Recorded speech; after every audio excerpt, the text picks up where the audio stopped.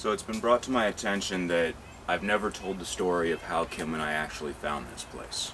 So today, I'm going to shoot a video letting you guys know what we've gone through in finding this place. When Kim and I first moved out into the neighborhood in 2010, I'd always see this big red metal container as I came by on the public bus.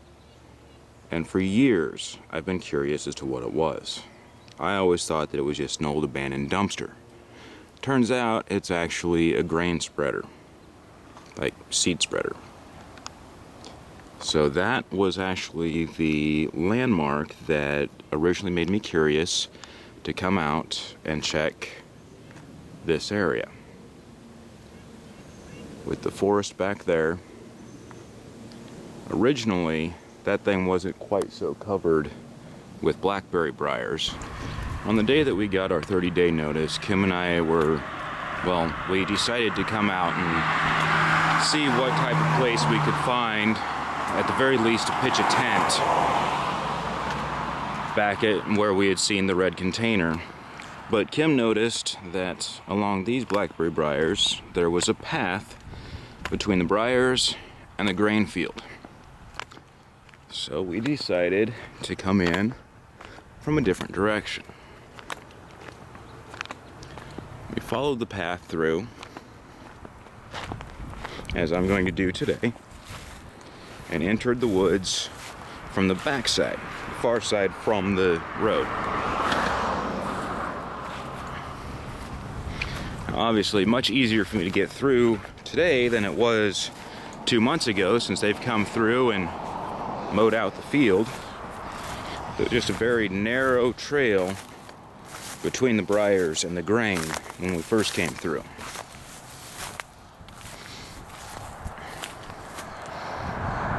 Again, this is about the thickness of the briars we originally had to deal with. Oh, and by the way, as of a couple days ago, we've got the surveyors coming out mapping this area for the annexation and plan for making the single-family housing. And they've actually come right into our camp spot, made a trail through the briars directly to the road, where we can now see straight to the front door of the house across the street. So we were walking along here. One of Kim's concerns was that we were right in direct line of sight of that house there, which we're pretty sure was the house for the grain fields here. But we recently learned that these grain fields are actually owned by a group of investors. So I'm figuring it was just property investment, hoping to buy cheap and then sell when people decided to mass produce homes on this area. So here's hoping for their sake that they got a lot of money in return for this field of grain. So instead of following the briars all the way around like Kim and I had to do, I'm going to go ahead and cut through to where we first entered the woods.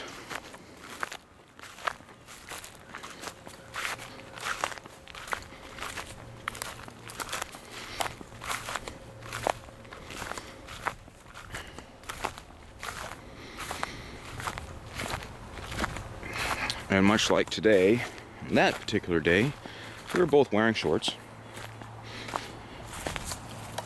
And there was definitely already a trail formed in here, along with litter already in place.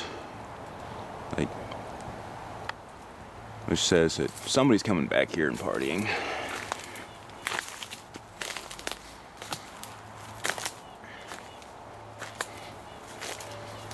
Again, more litter. We had looked around through here. As you can see, really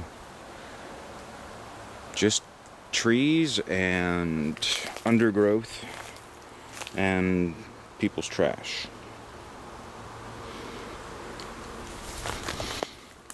And more briars along the edge of the forest down there. So we won't have to worry about the briars getting much further in with the construction that'll be happening soon. I'm going to try to take as close to the same path as Kim and I had taken that first day,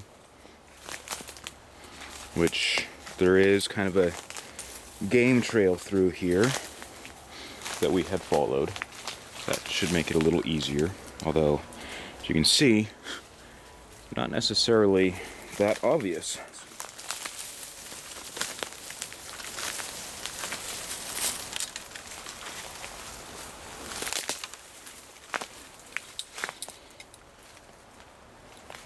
This is where the cane comes in handy for things other than just helping me walk.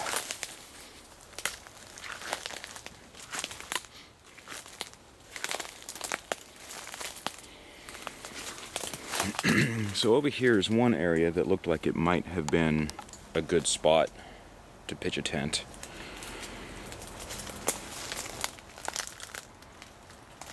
As a matter of fact, I'll come back over here. It looks to me like either somebody had pitched a small tent in there, or it's someplace that a deer decided to take a rest for the day.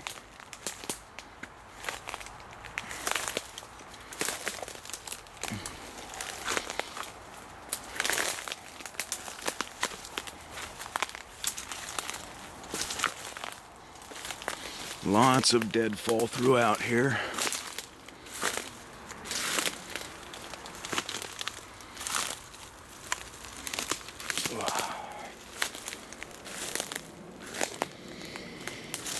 Here we are.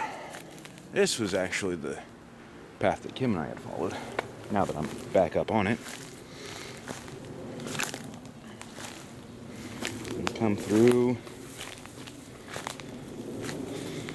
all sorts of plant life that we wish we knew how to identify. Unfortunately, neither one of us are people who study plants.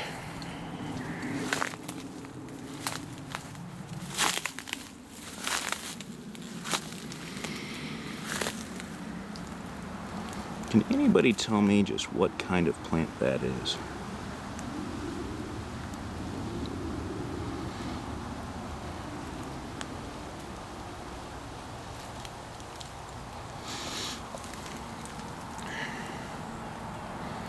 Okay, so I believe the route we had taken again was back up this way.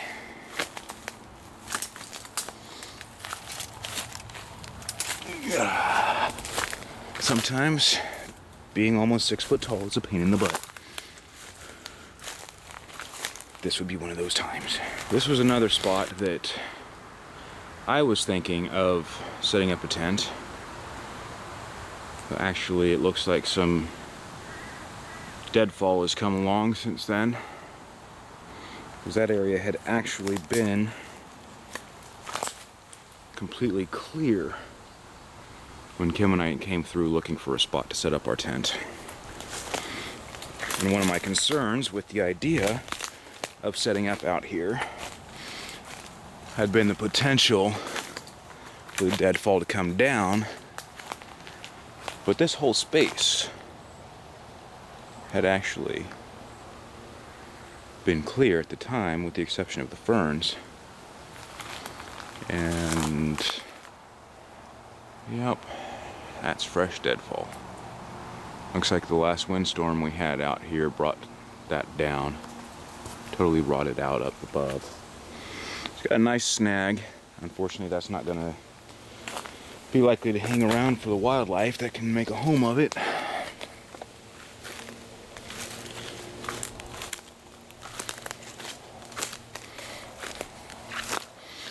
Then Kim had actually taken a walk down this trail while I continued to look around for places to set up the tent. Out the other side of this trail,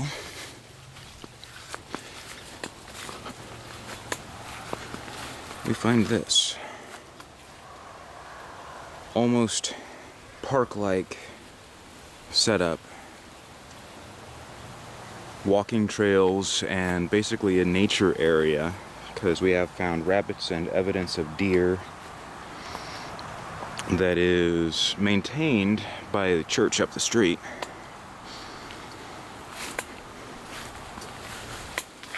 Which maybe someday I'll make a video just walking through that area to show the grandeur of what's set up there. But for the moment, that really doesn't have anything to do with the story we're trying to tell today. So when Kim came back, we headed up this way. Again, still basically just looking for some space to pitch our tent, or both tents.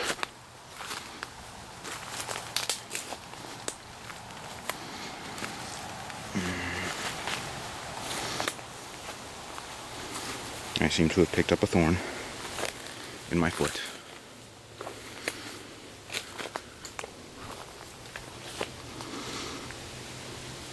And again, it's absolutely beautiful out here.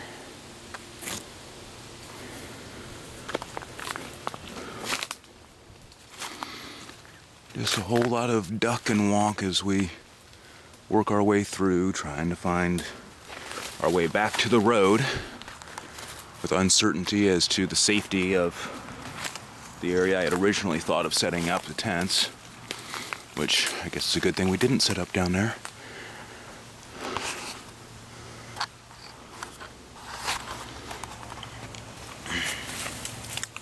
But I think I see a better trail over here. There we go. Now I think we're actually back onto the trail Kim and I had originally followed.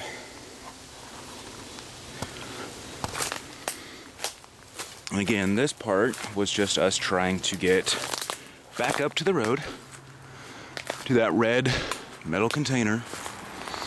We had no idea back then what it was. We got to about here. I was trying to figure out the best way to get this up out of the way so we didn't have to squat down and walk to go under. And Kim looks off to the right and notices that there's something over there. And says, "What's that?" What she'd actually seen was the backside of the hut itself. Mind you, when we first saw it, there was no solid wall right there. That was just chicken wire and fence posts. And right there we have the door that we've put in. And from here you can actually see the 3-room tent and the tarp over it. But all that area was just blackberry briars. So no, this wasn't a matter of a friend told us about the property or a friend owned the property. This was just our own curiosity based off of something I had seen off the road 2 years ago. And now from that, you know what we've been doing since we found the place. Now, if I could, I'd go back in time and actually make this recording back to the day that we actually found the place so you could see completely just how buried in briars everything was, since my first recording was the 3rd day after we found it and had been working on it for 3 days. And of course, how worn this path has become. Because originally, this path was no more obvious than the paths that I've been walking on in there.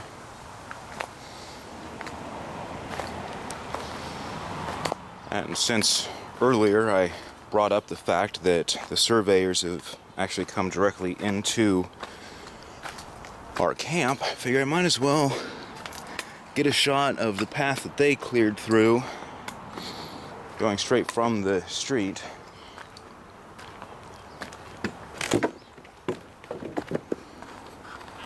So the area that we had been planning on clearing out anyway, that's just a straight shot now to the street and to the front of the house across the street, to the owners of the, well, I think previous owners of this property. But that is the story of how we originally found this place. And for those of you that have been watching every video, you've been able to see everything we've done since then. It's now been just over 2 months since we found the place. And we have made chicken huts that were buried in blackberry briars into our home. I go out almost every day to bring home water by the gallons on my bike, so that we have water to cook with, water to shower with, water to do dishes with. And we have shown that even in this modern technological age, things like the single-family housing that's being put up right down the road from us, the necessity of it is an illusion. Humans can go back to living like this and be happy. You can go back to living with nature as opposed to trying to dominate nature. It's just a choice. Are you willing to come out and live within the majesty of nature, with trees so tall you have to lay down to see the top?